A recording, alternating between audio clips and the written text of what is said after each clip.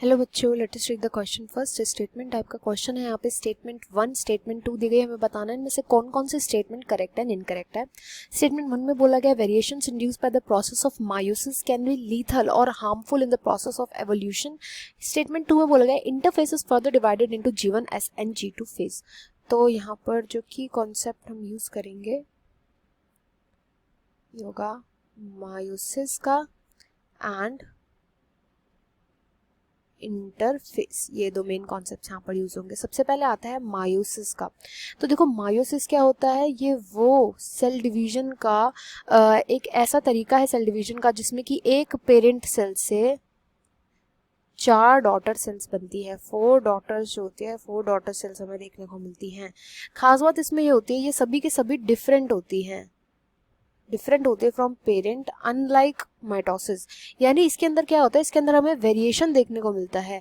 तो जब भी वेरिएशन की बात आती है वो हमेशा हमें मायोसिस की वजह से देखने को मिलता है। माइटोसिस के थ्रू कभी भी वेरिएशन देखने को नहीं मिलता। वेरिएशन क्यों देखने को मिलता है? क्योंकि मायोसिस के अंदर एक स्टेज आता है जिसके अंदर रिकॉम्बिनेशन देखने को मिलता है एंड ये स्टेज होता है पैकेटिन स्टेज का।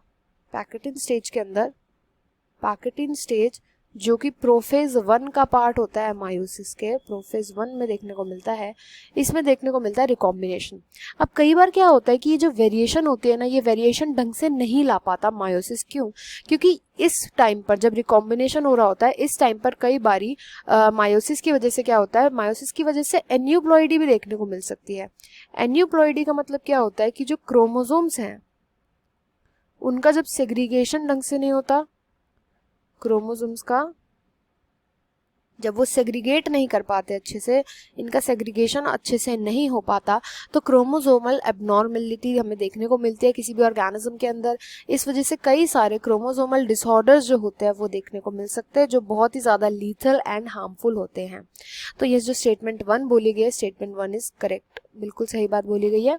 नेक्स्ट स्टेटमेंट में बोला गया है कि इंटरफेस जो होता है उसको फर्दर पार्ट में डिवाइड किया गया। देखो इंटरफेस क्या होता है, इंटरफेस वो टाइम होता है सेल का जब सेल खुद को डिवीजन के लिए प्रिपेयर करता है। जो आगे कोई भी, चाहे वो माइटोटिक हो चाहे वो मायोटिक हो, डिवीजन के लिए जब खुद को प्रिपेयर करता है उसी को हम बोलते हैं इंटरफेस। इंटरफेस के अंदर क्या होता है, ये सबसे लॉन्गेस्ट फेज होता है। सबसे पहले बात तो लॉन्गेस्ट फेज, तैयारी कर रहा है कोई किसी चीज़ की, ठीक है। अगर आपको कहीं ट्रिप पर जाना है तो उस ट्रिप पर जाने के लिए आप तैयारी करते हैं ना, ऐसी तैयारी में टाइम लगता है। पैकिंग करोगे, सब कुछ देखोगे, सामान नहीं होगा तो वो लेकर के आओगे या घर पे बनाओगे।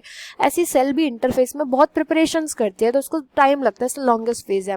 इंटरफेस के अंदर जो होता है 3 मेन स्टेजेस होते हैं। G1 स्टेज होता है, G1 के बाद आता है S स्टेज एंड फिर आता है G2 स्टेज। हर एक स्टेज का अपना अपना एक पर्पस होता है। इसको मेन 3 अलग अलग फेजेस में डिवाइड किया गया है क्योंकि हर एक स्टेज में एक स्पेसिफिक चीज़ हमें देखने को मिलती है। जैसे कि G1 फेज में मेन जो होता है सेल की ग्रोथ होती है, सामान और एंजाइम्स जो होते हैं वो सब इकट्ठा करती है। S फेज में ये DNA को रेप्लिकेट करती है, डीएनए का रेप्लिकेशन देखने को मिलता है। डीएनए रेप्लिकेट मतलब उसका कंटेंट इंक्रीज होता है।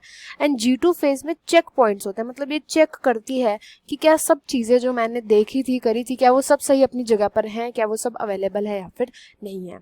तो इंटरफेस के बारे में भी यहाँ पे करेक्ट बात बोली गई है। फर्स्ट स्टेटमेंट भी करेक्ट है, यहाँ पे राइट आंसर हो जाएगा option 1। I hope you understood well. Best of luck and thank you.